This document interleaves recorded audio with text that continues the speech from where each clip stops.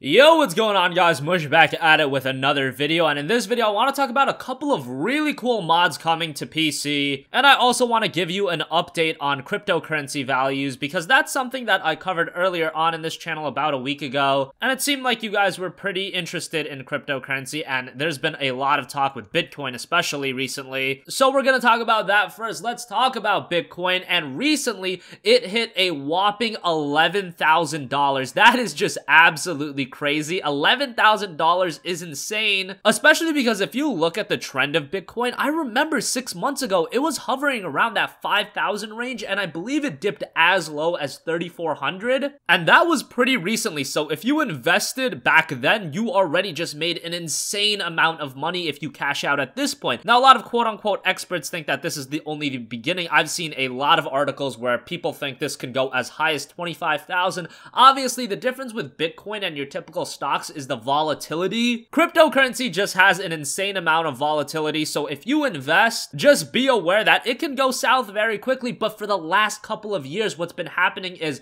it'll spike for a while and then it'll dip back down, spike again, dip back down, spike again, dip back down, so on and so forth. But overall, it's very similar to the stock market in the sense that overall it's been up. It's just that with cryptocurrency, we've had a far shorter window of time to examine, whereas with the stock market, where we have decades upon decades of information and critical analysis. So with cryptocurrency, you can say it's more exciting, obviously more volatile, but if you want to make something in the short term, cryptocurrency is the way to go. The stock market on the surface is the way to go if you're looking for longevity, but personally speaking, the best idea is really to dip your foot into anything and have a varied view of the business world, especially with cryptocurrency. I can't believe we're at the point where we're, comparing cryptocurrency to the stock market, and like this is actually like a valuable currency. And I remember when Bitcoin was at like $400 and a lot of people cashed out then and saw it as the ceiling, and now this is just absolute insanity. Who knows what's gonna happen. Ethereum, an update on that, is at $460, Dash is at $760, and Zcash is at $321. So yeah, that's some cryptocurrency talk for those of you that are interested. I know my audience kind of hates cryptocurrency because this is the main reason that a lot of GPU prices have been fluctuating, really did damage